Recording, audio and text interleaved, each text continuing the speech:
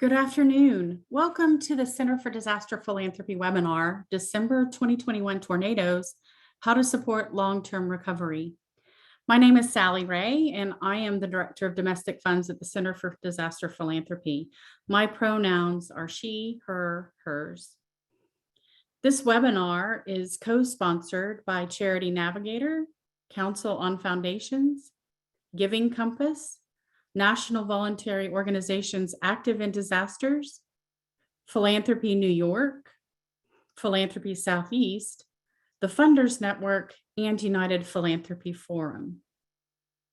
Some reminders before we get started. We are recording this webinar. It will be available on our website and YouTube channel shortly after the webinar is complete. While you can access Zoom-created captions today, we will also have more accurate captions in that recording. You can submit questions at any time using the Q&A box, and we will answer them at the end of the panel discussion. If you are on Twitter, please use hashtag CDP4Recovery, that's CDP, the number 4 recovery, to share and join the discussion.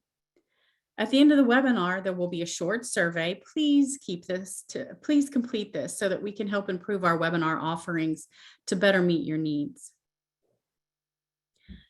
CDP starts all our webinars with a land acknowledgement to recognize the original stewards of the land where we live and work. In the spirit of healing, I acknowledge and honor the original people of the land where I am located, now referred to as Houston, Texas. For many generations, Houston has been a meeting and exchange site that Indigenous communities have lived on and been connected to. This includes Apache, Caddo, Comanche, Kiowa, and Wichita nations. Moreover, Indigenous peoples from many nations live and work in this region today. This land is the ancestral, traditional, and contemporary lands of the Atakapa Ishak people. Despite centuries of colonial theft and violence, this is still and always will be Indigenous land. Indigenous people continue to demonstrate their innumerable talents and gifts today amid continued oppression. We honor their elders, past and present, as well as future generations.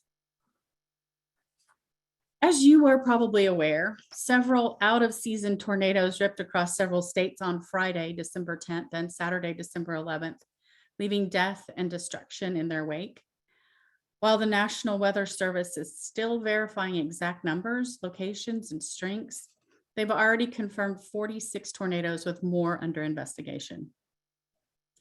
As of this morning, December 16th, for those of you who are listening later, they verified 1 EFU unknown, 10 EF0, 16 EF1, 7 EF3, I missed EF2. There's 11 EF2s, 0 EF4s, and 1 EF5 tornadoes making landfall across 9 states that include Alabama, Arkansas, Georgia, Indiana, Illinois, Kentucky, Missouri, Ohio, and Tennessee. We should also note that severe weather has continued this week with more tornadoes reported in Iowa, Minnesota, and Nebraska, and extremely high damaging winds in Colorado, Kansas, and New Mexico last night. This tornado outbreak is the deadliest December tornado outbreak ever, the deadliest outbreak since May 2011, and the 11th deadliest overall.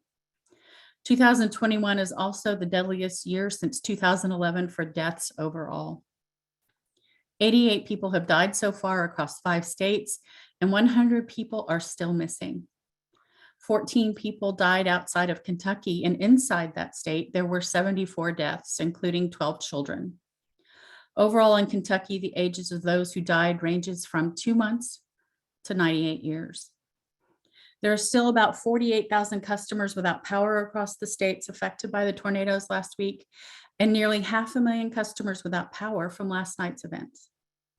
Damage assessments are still coming in, but we know that there are at least 1,000 homes totally destroyed in Kentucky alone.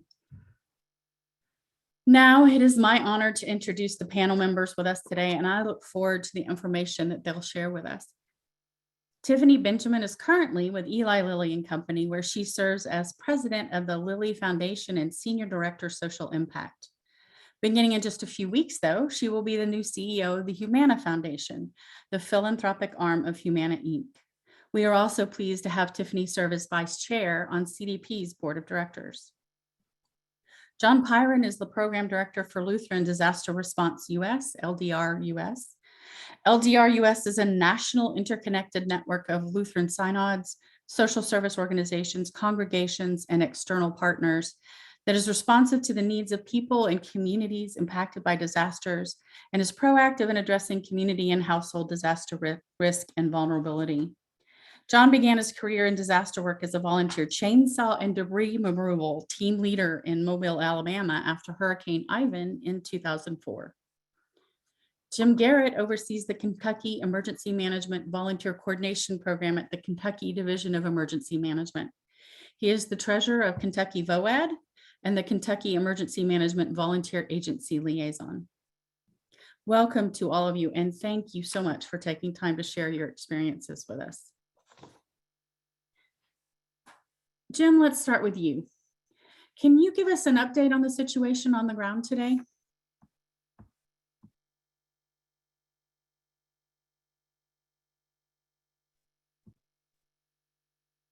Jim, can you unmute and join us and give us an update on the situation?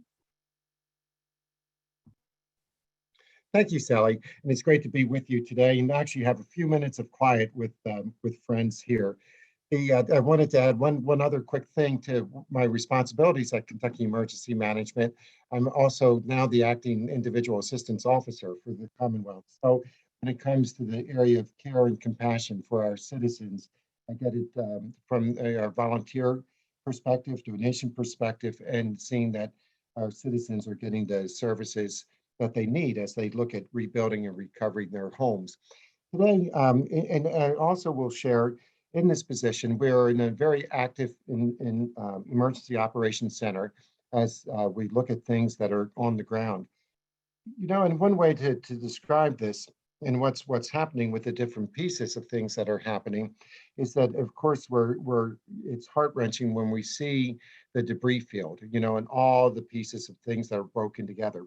Well, I'd like to kind of use that as a way to say we probably have as many pieces of activity going on as you see as scattered across the grounds. Of course, our activities are here to bring people back to a new sense of hope and life as they look at rebuilding their communities. Today, there are numbers of volunteers going on, and of course donations coming in, groundswell of support from federal and of course state agencies, our public utilities as we're restoring those life-saving things. We had an exciting moment each morning. Early in the morning, we start with a command brief, but I noted that this morning we moved from the terminology of life stability to life sustaining, and it's a kind of a move that we're getting things restored even as we're still searching for bodies and remaining hopeful that we can recover some more folks.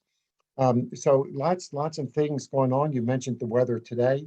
As we look at things, we expect rain. I guess one little blessing we've had was sunny weather since the tornado, which gave us a nice jump on the beginnings of our response activities. But we are watching today as we expect heavy rains in the impacted areas. So we're at that point, and just to sum that up, and I should say that as I'm reporting today, the information is very raw. It's just kind of the perceptions of the buzz of activities, because we're soon after. I personally think that, I get the sense that the tornado was a long time ago. Of course, it was less than a week, but that's just because of the intense activities we've been doing as we start these recovery steps. I literally have been working 20-hour days, so I'm packaged. So in terms of work days, the tornado was a while ago, but just starting. So we're very, very active. Still doing a lot of things. Of course, one thing I will add with volunteers and donations, as I do in my training with people, I said we need to have good plans in place for at least to be activated 20 minutes after the event happens, because things come very quickly. The compassion that people have to give of themselves and their resources is just awe-inspiring. And indeed, thousands of volunteers are out working with our neighbors and their new Kentucky neighbors. So lots of activities. I know that's very general, but we're in the response phase. It's just all the pieces are coming together, working together, and it's bringing us hope. I'm glad to hear that there's such strong response there, Jim. What do you think are the biggest concerns facing the government right now there?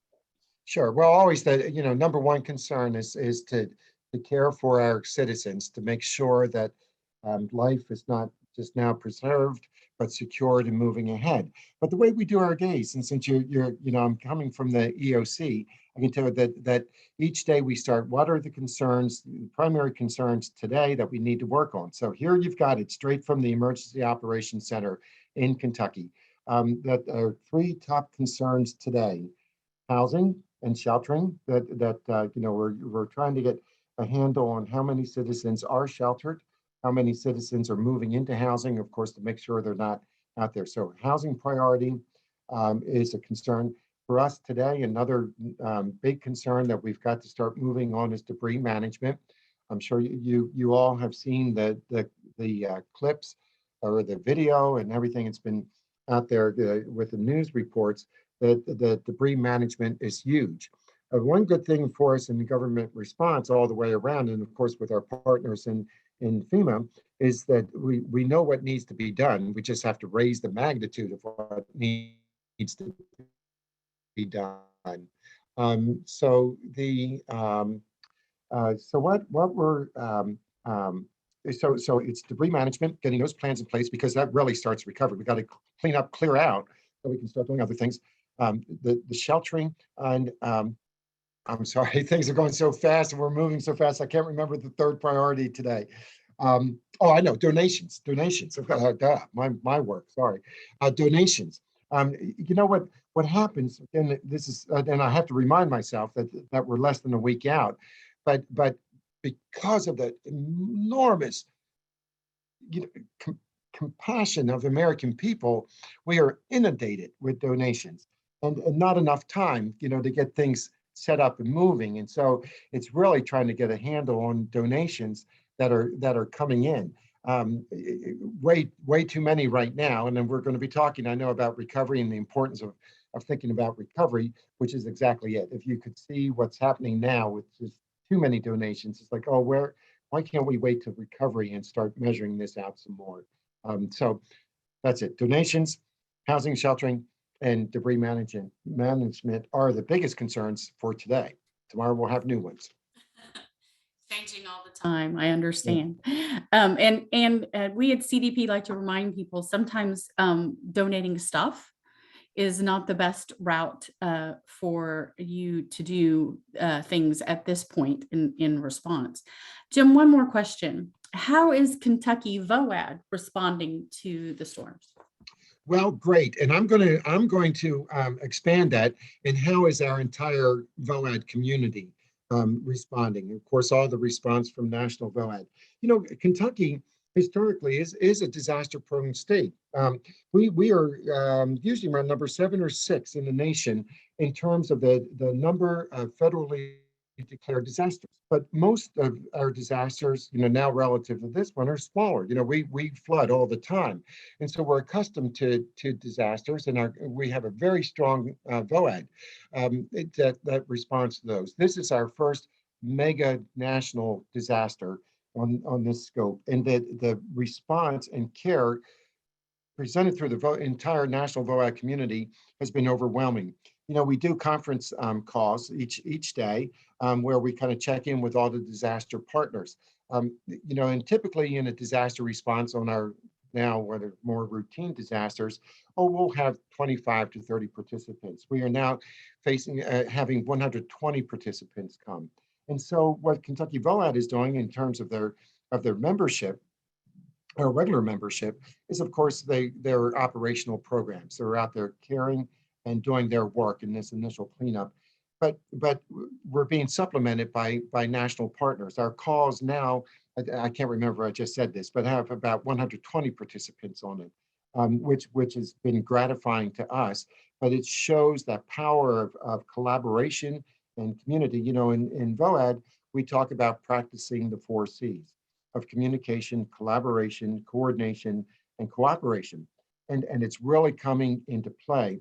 I also want to mention, along with Kentucky VOAD, that our neighboring VOADs have been fantastic. Again, pushing that collaborative spirit that we enjoy. And let me just bracket something that from my own experience. We oftentimes will look at disasters and what's strong. And I know we've heard our president saying there's not a red, there's not blue in this time. What I've always said is that in disasters, whatever differences we have don't matter when we roll up our sleeves together. And that's what we're seeing, is this rolling up of sleeves, people coming together. And so back to our other state VOADs, we have great examples of West Virginia VOAD has taken over the donations to help us a little bit in terms of the calls coming in and getting initial people back. The chairperson of North Carolina VOAD is with us. He's here with his organization. The chairperson of Illinois VOAD is with us in the state with his organization. Just as an example of that strong connections that we have through a VOAD. At least we're starting the coordination process and now trying to bring everybody else into it. So Kentucky VOAD, very active. We actually did a proactive call on Thursday before the storms. It happened to be our regular quarterly meeting, but it was proactive enough to say, what are you doing to plan for the storm? We were not imagining it would be the devastation that we see, but we were starting then. Our first coordinating call with Kentucky VOAD was actually Saturday morning, because we knew something was going to happen. That was small. By Saturday afternoon, bigger, now with more than 100 participants. So it's been a great response from Kentucky VOAD and the entire VOAD community across the nation. Showing true collaborative effort. I appreciate that so much about VOAD. Thank you so much for joining us at what I know is an incredibly busy time and clearly a sleepless time for you.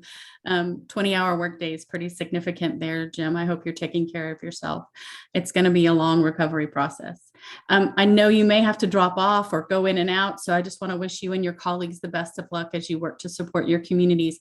I believe, though, that you will be able to be available for our Q&A later. So if you have questions for Jim, pop them in the Q&A. I mentioned in your introduction, John, that you started with Hurricane Ivan, but I understand that you almost committed what we call 2 cardinal sins of disaster response in doing so. What did you do wrong? Yeah, thanks, Sally, and hi, everybody. It's good to be here.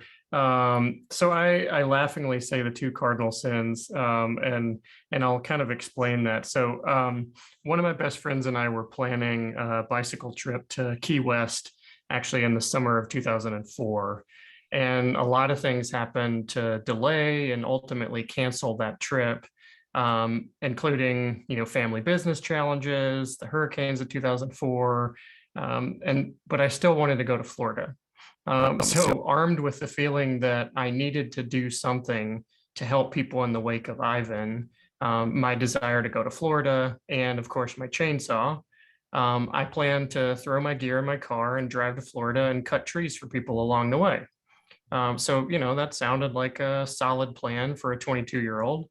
And for those of you who've been in the disaster world for a little while, you'll know this term and probably cringe when I say it.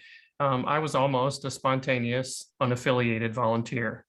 I grew up in the United Methodist Church, and thankfully my dad was able to convince me to call our local United Methodist Conference office and affiliate with them and then organize a team instead of just going on my own and showing up. So that was what I call sin number 1. Sin number 2 came when I wound up connected with the United Methodist Church disaster coordinator in Mobile, Alabama. And my first thought was, why in the world would I be going to Alabama when the hurricane hit Florida? So I think, those 2 things are really eye-opening for me looking back, just to see how much I've learned over the last 15 years, but also to say, a lot of us start in that same kind of headspace and heart space of saying, we feel the need, the desire to do something to help. And that first desire maybe is not always the best one to act on. And maybe we need a little bit more kind of education and information before we do that. Thankfully, my dad had that foresight and was able to convince me to affiliate and work that direction. And, now 15 years, 17 years, I guess, later, I see that, that was the start of not only a career, but that's where I met my wife. And a long story unfolded from there. But so I don't think my experience is necessarily unique, as it all started with me being a kid with a heart to serve. But what I had to learn was to not let my desire to help get in the way of help getting to those who need it. That is so important for all of us to hear and learn. Thank you, John. Tiffany, to start off, congratulations on your new position. Humana Foundation was a critical funder when I was managing our global COVID response fund. I still do the domestic side. They're lucky to have you. We're excited about that. I know for corporations tapping into, but also managing employee expectations for giving and responding to a disaster, it's a challenge. What suggestions do you have for corporations and corporate funders to support, but also temper employee enthusiasm? Yeah, thanks. First of all, thanks, Sally, for the kind words. And to Jim and John, I just want to thank you for all of the work that you're doing.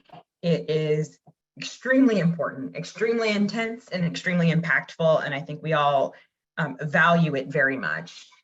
So I think one of the things we all know, which I think both Jim and John have touched on, is people have this desire to help right now. And when it comes to response and recovery, you may not know what you need immediately. And so one of the things you need to do when you are in the corporate funding space is address the fact that you have employees emailing you almost immediately or calling you to say, what can we do? What can we give? What should we be doing?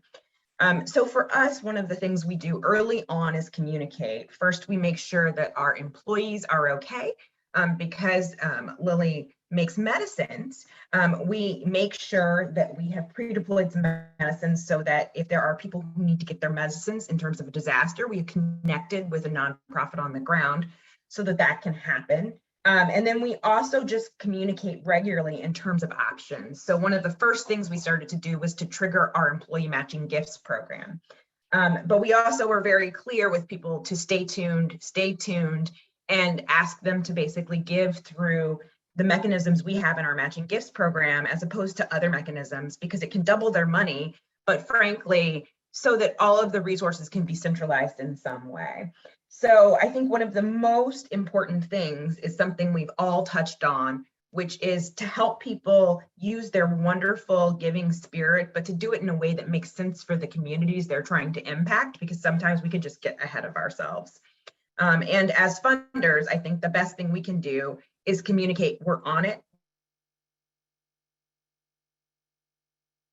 Hear you, we're working on it, and we will give you updates regularly about.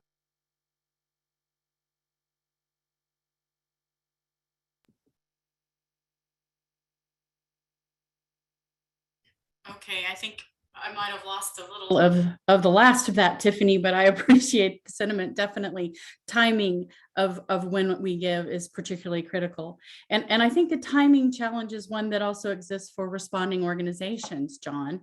How are organizations like yours assessing the situation for long-term recovery, while also perhaps responding right now to that crisis? Sure. And Sally, I think that's such an important point. So just a little bit of background on Lutheran Disaster Response. So Lutheran Disaster Response is a ministry of the Evangelical Lutheran Church in America, so the ELCA. So we really work through our local partners, namely in Kentucky, we'll be working through the Indiana and Kentucky Synod. And then there are various congregations that come together under that Synod banner. So we really look at this work as through the lens of accompaniment. And by that, I mean really walking alongside people who are impacted and empowering those folks, and also creating opportunities for people to claim agency for their own lives and have opportunity to participate in that, and really create some equity there. So one of the things that we are doing from the national perspective is we work both in the humanitarian relief side, so what I would call response and recovery, and also with an eye toward sustainable development. So really looking at the economic, social, and racial justice aspect of disaster response and disaster recovery. So we really work with local partners early after a disaster to begin to assess the current needs and the gaps in the assistance framework to try to then anticipate where needs may remain unmet due to a lack of resources. And so our ultimate goal in that is to position those resources, our resources, to fill those gaps as quickly as possible so that communities can begin moving toward recovery and ultimately becoming more resilient to future disruptions and other disaster events. So really what we are doing is trying to, as Jim had said, just assess the situation as the first piece, gather information on who is doing what where, also working to get resources on the ground for immediate relief, but then also being present with people. And in our work, a lot what we talk about is disaster response and recovery being a ministry of presence. And really sometimes the most important thing that you can do is being with someone and creating the space for people who have experienced a horrendous trauma event to really just process and be with another person. That's so important sometimes that I think in our culture, we have this, and I myself included, we have this drive and desire to take action, to do something. And I think sometimes that gets in the way of really some of the most important work is simply listening and sharing space with another person.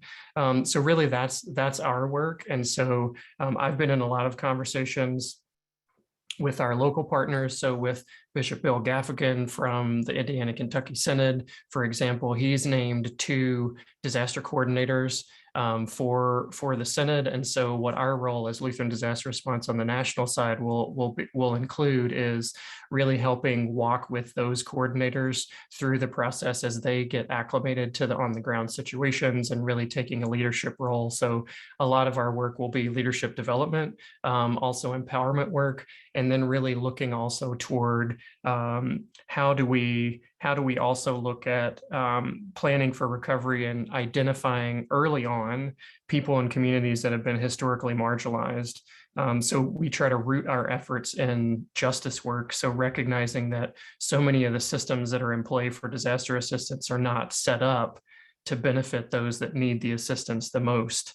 And that some of these systems, there is historical, racial inequity and systemic racism at play. So really trying to address some of those issues, those underlying causes of vulnerability and disasters as an opportunity really to begin to uncover some of that historical trauma and those past injustices that are there to then really try to build a stronger community there. So, we're getting better, but still have a long way to go to conquer that, systemic racism and injustice that are at play within our system. So it's a really complicated process. And as Jim mentioned early on, it's very chaotic. But those connections are being made, those coordination mechanisms are being forged, and a lot of that comes through the system of voluntary organizations active in disaster through the VOAD community, in that organizations are meeting those needs. And as we see in the next coming weeks, those coordination things will become much more coordinated as all of those efforts begin to kind of fall in place. So, leveraging the existing partnerships that we have, and then also working to build new partnerships and lift up those ministries and those community organizations that are doing that justice work and that already have those community ties in order to reach the most people. You said a couple of things there that really resonated with me, John. So I appreciate that. I think sometimes disaster lays bare the inequities that exist in our community already. So appreciate that response. I imagine, Tiffany, that the response and recovery dichotomy also exists for corporate funders. What advice do you have for any funders trying to think about how to engage throughout that full disaster cycle, from immediate response and relief through the full long-term recovery process? Yeah, thanks for the question. I hope you guys can hear me okay. We all know that there is a difference between response and recovery. And frankly, what we find is when people interject a lot of funds in the beginning, they want to pay for things that oftentimes it turns out there is other funding, whether it's federal or state funding that already exists for. So to a certain extent, I think you fund at the beginning and then you wait a little bit and you understand that response may be immediate within days, weeks, months, but recovery is years. And so as long as you're communicating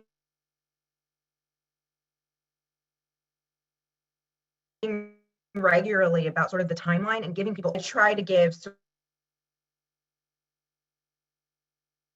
of an amount towards the, I can't say there's an end, but towards the further part into the recovery, so that we're providing the community with what they can do to react,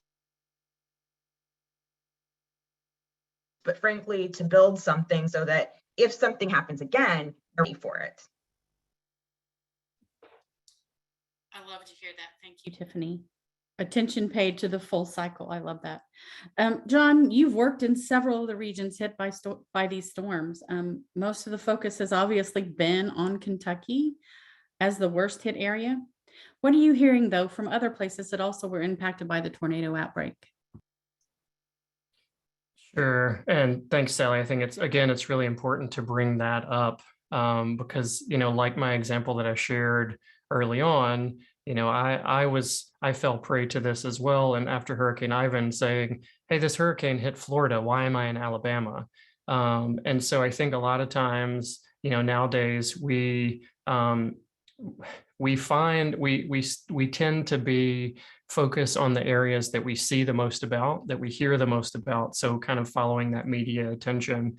But I'll give you a couple examples of communities that I've already heard from that aren't really in the news cycle and that have some pretty significant needs. For example, there are Truman and Monette, Arkansas. I talked with the bishop of the Oklahoma Arkansas Synod of the ELCA yesterday or day before yesterday. And, he proactively reached out to me. He was on my list to call too. So I'm glad that Bishop Girlinghouse had reached out. And he said, I just want to make sure that the folks in Monette and Truman aren't forgotten about.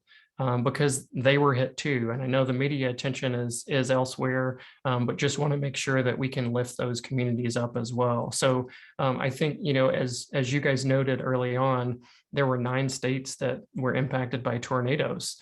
And so there's some significant impact across those 9 states. So I think, recognizing that the recovery field for this event will be much broader than just Kentucky. Sure, Kentucky had the majority of impacts with over 200 miles of tornado track throughout the state, but there's also, Dresden, Tennessee, and northwestern Tennessee. There's Defiance, Missouri, which is southwest of St. Louis, Caruthersville and Hayti down in the boot heel of southeast Missouri, Edwardsville, Illinois, across the river from St. Louis. And then, really looking in Kentucky, there's one Casey, Kentucky, which is a small unincorporated area of about 100 to 120 people that live there. That's about 15 miles from where I grew up. It's kind of about 30 miles southwest of Mayfield. Casey basically doesn't exist anymore. It was pretty much wiped off the map. And, I think there are a lot of those communities even within the state of Kentucky, but also in the other states that were impacted that we can't forget about. I think a lot of times, we neglect the rural communities just because they don't get the media attention or for whatever reason. But I think we do that at our own peril, really, because those rural communities are just as important to not only to our culture, but also to our economy as the urban centers. And, a disaster destroying one home is just as important to that one family whose home was destroyed as it is to the whole neighborhood or the whole city that was destroyed. So I think we just have to be really careful to remember that, to put ourselves in those shoes of someone who may have lost their home, lost their livelihood, and remember that it's bigger than maybe what we see on the news, and that it also will continue to be bigger as it fades from the news. So I think, the thing for me is always remembering that, to help to sustain that interest, to help to sustain that investment from the community perspective throughout the long-term recovery effort, because we always see 80 to 90% of giving happens in the response phase, but really 80 to 90% of the work and the funding that is needed happens in the long-term recovery phase. So I think that's really the key piece to remember is this is a marathon, it's not a sprint. And also there are many communities that were impacted by these tornadoes that will need to continue to be front and center and to keep those folks in our thoughts and prayers, because we don't want anyone to fall through the cracks. And so, just being aware that it's much bigger than maybe what we see on the news. You were speaking my language there, Hey, John.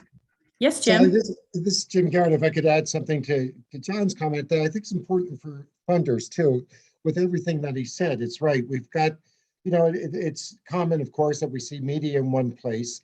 So you have that. I mean, the media is in, if I ask you about the tornadoes, or if I weren't in Kentucky, I know people would say, oh, the tornadoes in Kentucky, or even in Kentucky, they say, no, Mayfield, Dawson Springs, and Bowling Green, because that's what you see in the news, but we've got a greater impact, but it goes a little bit further.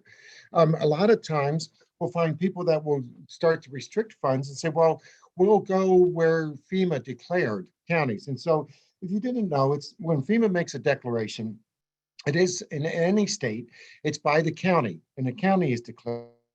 Well, then what happens to the county right next door? You may have a declared county, and what we're facing, what John mentioned with Casey, although that is a declared area, the county next door may have that small number of completely destroyed homes and not getting the federal assistance. And so for our funders, and even in our thinking and planning from VOAD and a new partner organization that we have that it's called the Coalition for Home Repair, I'm going to look for persons like that can go ahead and remember those other counties that are non-declared and not just follow the federal dollars, because when you follow federal dollars are a great start, and there's always a gap, but we need to make sure we're all watching to make sure that the dollars that we have for recovery will be broadened out. So I just want to emphasize again that we for funding, it would be really helpful in disasters to make sure our funders are doing ways to say, how do we get to everybody and not just the federally declared counties. Thanks for that clarification there, Jim. I really appreciate it. We're going to move to our question and answer in just a minute. Please go ahead and put your questions in the Q&A box on your screen. While we're waiting for those to come in, we have a few already, but while we're waiting for more to come in, I want to pose a question to Tiffany. One of the activities you engage with at Lilly is pre-deployment of stuff, medicines and things like that. We've talked about when stuff isn't useful, but when do you do that? What do you do to make sure it is helpful when staging supplies? Yeah, I think what's really important when you're a funder is to think about what makes sense for you to fund versus someone else. So for us as a medicines company, we actually have partnerships with Direct Relief and AmeriCares to pre-position our products, in particular our insulins, so that if there is a disaster, they can trigger it immediately and they don't have to wait for us to deliver it to them, then it to get delivered out into the field where it's most needed. And it's really important for us to do the thing that makes sense for us to do. And it also, frankly, I was touching earlier on sort of engaging the employee energy, but to say, hey, we're on it and we're doing it in a way that makes sense for us. I always tell this story about one of the major natural disasters we had, and employees started collecting teddy bears for people, right? In response to a hurricane. And it was very sweet and kind, and I really appreciated it. But when people are thinking about electricity and power and clean water, there really isn't any place to put the teddy bears. So, we had to talk to people about what it is that communities need on the ground. And one of the most important things in doing that is asking the nonprofits on the ground, the government actors, all of the different organizations who are there, what they need, and then building out what you're going to provide based on what their needs are and what are the things that are most logical for your organization to provide versus just what people sort of feel like they want to provide.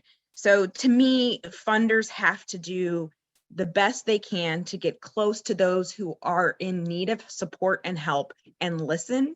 And then they can build their strategy based on what is needed. And let's all be realistic about this in the sense that we know that disasters are becoming more regular. And so it's getting easier and easier to sort of anticipate that something is going to happen, which means that you need to make sure that you're building longer term relationships with these sorts of disaster response and recovery organizations, because the odds are relatively strong, unfortunately, that you are going to have to engage in this space more frequently. Great recommendation there, Tiffany. I love that you partner with AmeriCares, which is an organization that understands the needs and can coordinate that process for you on the ground. And that's kind of an important message there, working with those who have that level of expertise and knowledge and capacity to do that work on the ground. Okay, we are moving into the Q&A portion here. We have several questions in the Q&A box. If you have other questions, please submit them there, and we'll try to get to as many as we can. The first question is to, I wonder if Jim or maybe John could answer this. Someone would like to know more, Claire would like to know more about the role of legal services in providing both short-term and long-term relief. Can either of you speak to that? Sure. And I'll go first, and then if John has something to add. I'll go, this is Jim. I'll go first because this morning I met with legal aid folks and talking about their response. So legal aid is always an important partner that comes in any disaster because of the work they do all the time. And now it's like, where are homeowners or renters running into difficulties? That all kinds of legal issues that could come up, and a lot of it is around rental issues. So legal aid, we always look at, come in. In fact, legal aid is included as what we call one of the turn-on programs with FEMA. And so when we have an individual assistance declaration, it gets turned on. And so there are legal services provided for free for those folks who need something and need to turn to that. And of course, we need them sometimes. So I think we always start with legal services. What we try to do in disaster and disaster recovery, I think John said this one time, or no, you did, Sally, I think, we need to make sure in our funding that we allow government to do what government can do and can pay for. At the same time, we need to make sure that those who are responsible and have contracts like rental contracts, home contracts, are being responsible to that contract and being fair to the people, the holders of that. And so legal services is an important aspect of that. And I also find that with legal services, I think because of the nature of who they are, that they also help provide wraparound services, making sure that they're helping persons work through their recovery. So always a critical and important part of disaster recovery for the long term. They're already activated, they're already meeting folks. What are your immediate problems? And then they'll be with us through the entire recovery process. So important partner with legal aid. Does anyone have anything else to add to that? Sure, Sally, I'll just add one thing. I think, to second what Jim said, one of the really important things to think about too is what we in the disaster world call disaster case management. And I think that's one of the keystones of successful long-term recovery efforts. And really, to put that in layman's terms, what I like to call those folks are recovery navigators. And it's really a partnership, a one-to-one partnership between a skilled person who knows resources within a community and can be a helpful advocate and a teammate really to families and individuals who've been impacted by a disaster. And the whole goal is to create a holistic disaster recovery plan. So really a step-by-step plan to help survivors vision what recovery would look like specific for them, for their household, and then to begin to bring the necessary resources around that family, so that they have access to what they need, and also to help really begin to sort through and sift through the complexities of what disaster assistance means in our country. And frankly, it can be really difficult sometimes navigating the insurance system, navigating the FEMA assistance system, and understanding all the rules and regs, and doing everything, so that they can access as much assistance as they need. And then also there's the legal challenges. So that's really the keystone of the recovery process, is having those recovery navigator type folks. And typically that's a local partnership that really comes together. In larger disasters, it can be something that, maybe come through at a state level and then work down that way. But really it's that one-to-one partnership that happens. So that will begin to come forward as the response phase segues into the long-term recovery phase.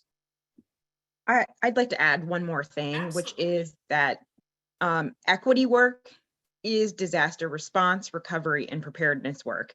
And so when we get to the actual disaster, we're often talking about the response and the recovery.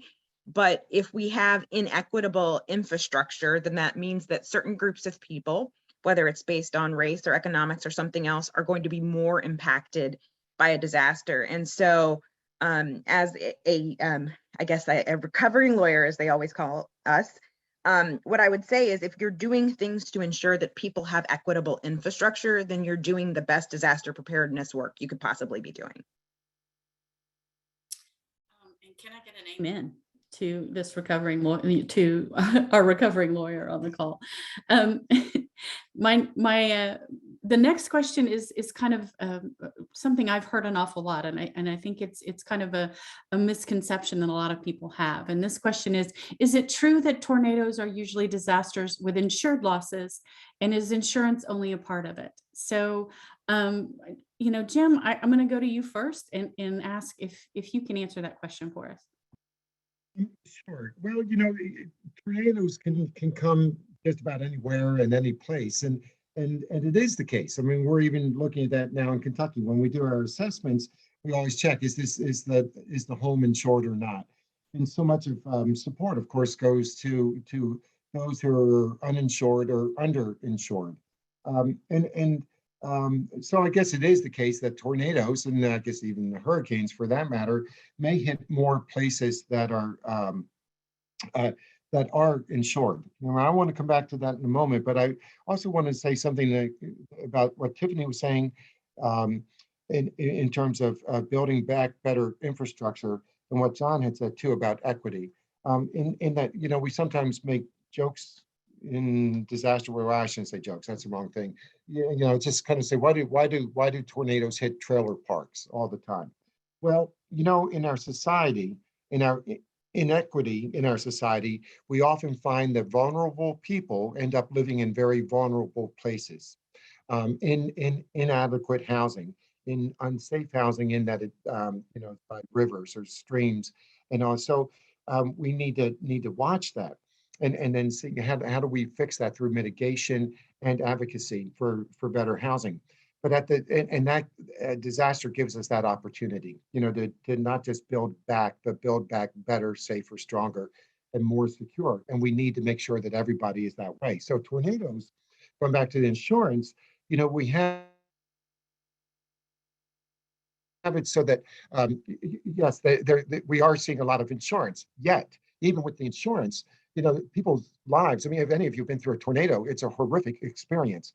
There's going to be emotional care, spiritual care, psychological care that the community will go through. And even those that may be fully insured, the trauma of the disaster and the cleanup, it's all, it is always an important thing that we see that they have the sources. What John was saying earlier about the presence and the care that we have for one another. It goes across the board. So yes, I think it may be true that tornadoes, we see more, statistically more, insured homes, but let's not delude ourselves to think that just because it's insured, there isn't need that we can address through our care and our funding for those things that insurance doesn't cover.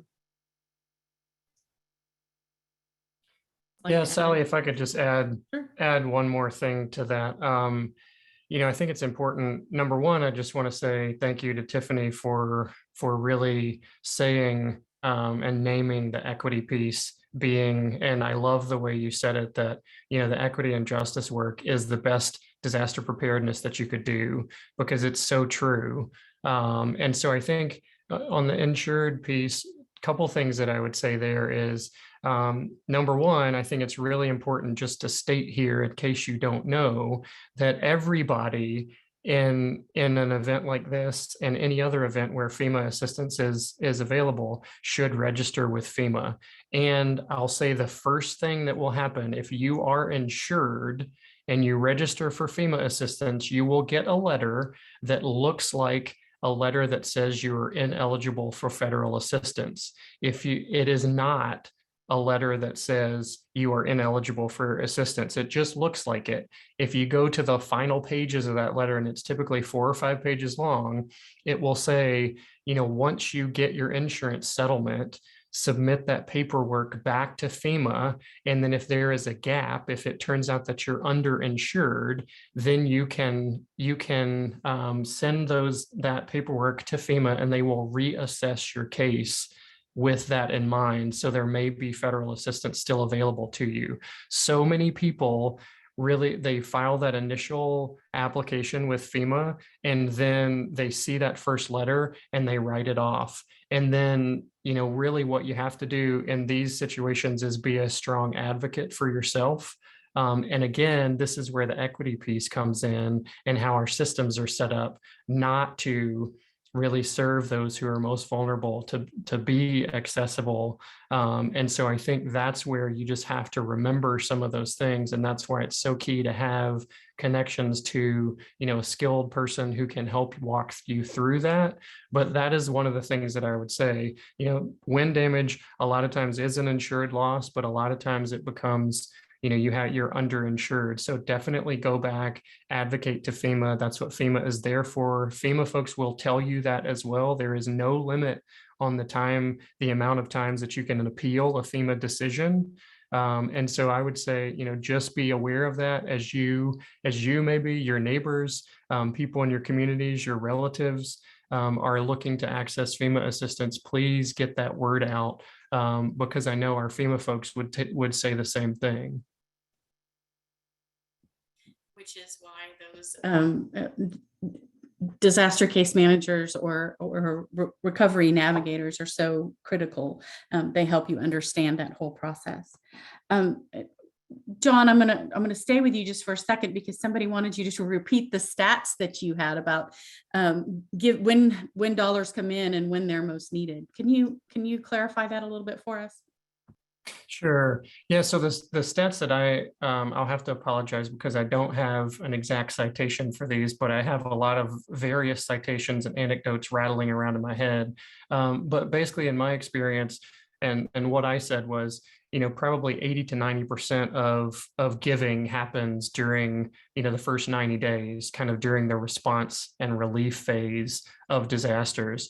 And yet I would argue that probably 80 to 90% of the financial need actually happens more in the long-term recovery phase. So it's kind of like we have this vision that, we capitalize, and all the interest and the media attention happens very early on. And then as the media attention wanes, the contributions and donations also wane. And yet that is when the most activity and the most work happens to really move people to and help kind of begin to build back better and stronger and more resilient. And that's where the funds are so necessary. So it's kind of shifting that paradigm from having, the idea that all the funding comes in at once and should go out at once, really of saying, if it comes in early, that's great, but let's can we hold some of that back so that we can use that and ensure that we're going to have the necessary funding for the long-term recovery process that will last 1, 2, 3, 5 years as you go forward. And can I add just to that, as a funder, during this sort of disaster timeframe, sometimes it's way better to just provide unrestricted funds. So you give it to the organization and they can use it for this disaster at this moment in time, or they can use it, as John said, 1, 3, 5 years down the road. And I think we sometimes instinctually want to say, we're giving you this amount of money for this disaster, but instead you can say, we're giving this organization this amount of money in response to this disaster. And those are a little bit different, right? But it gives the organization more autonomy to figure out what their needs are and to be nimble in terms of how they can use the funding. So sometimes I think that use of unrestricted funds is something we don't utilize enough in the disaster space. Thank you both for expressing that for us. And as most of you know, CDP's disaster grant making is done to support mid to long-term recovery most significantly. And I, as the one who oversees our domestic grant making funds, will likely not grant until about 3 months past or even later. So that's all the time we have for questions today. And I know there were a couple left, but we'll try to get to them separately outside of this. But as we begin to wrap up, I want to provide the audience with some key takeaways from our conversation today. Think strategically. Recovery is going to take years and funding is going to be required over that time. Deploy your funds in stages. Even if you make your big announcement when publicity is high, make sure that you consider the full disaster cycle. Don't send stuff. As we've mentioned, this is often the second disaster, and Kentucky is already experiencing that. But a caveat, especially for corporations, connect with local groups on the ground or a CDP partner like Good 360 or AmeriCares in the case of Lilly. You can move bulk items. They know how to move bulk items and know what is going to be needed and what's needed for the long term. And a receiving warehouse or group and a distribution plan are required before loading up a big transport truck. Those things can be the disaster within the disaster. Remember that rural communities are different. Last week, CDP held a webinar on responding to disasters in rural communities. It's available on our website and our YouTube channel if you would like to view it. But the key messages were to think differently about rural disasters in terms of scale and timing. Be patient with your money and the return will be really huge. Connect with local organizations. After the media leaves and the big disaster response organizations have packed up and gone home, the needs will still be very high. Build relationships, ideally in blue sky days, with NGOs in your community that are permanent. They will be the ones supporting recovery for the next decade. CDP has many resources, including several funds devoted to disaster philanthropy that can assist you. The issue insights provide an introductory look at disasters and responses. Disaster profiles provide regular information about the impact of a disaster and the needs of the community to inform philanthropy on how they can help. There's a monthly newsletter full of information, and we all write regular blogs. CDP's staff are always available to provide guidance. And if you need more in-depth assistance, they also provide a variety of consulting services. You can find more information about CDP's work at disasterphilanthropy.org. To those of you who may be planning disaster response funding, CDP has many additional resources and information in our disaster philanthropy playbook. You can find it at disasterplaybook.org. In order to respect everyone's time and keep this to an hour, unfortunately, that is all the time we have for today's webinar. Thank you so much to our co-sponsors, Charity Navigator, Council on Foundations, Giving Compass, National Voluntary Organizations Active in Disasters, Philanthropy New York, Philanthropy Southeast, the Funders Network, and United Philanthropy Forum. A special thanks to Tiffany, John, and Jim for taking time to share their insights with us. If you have questions or thoughts that were not addressed during today's webinar, you may email them to my colleague Tanya at tanya.gulliver-garcia@disasterphilanthropy.org. Thank you so much for joining us today. Have a great afternoon.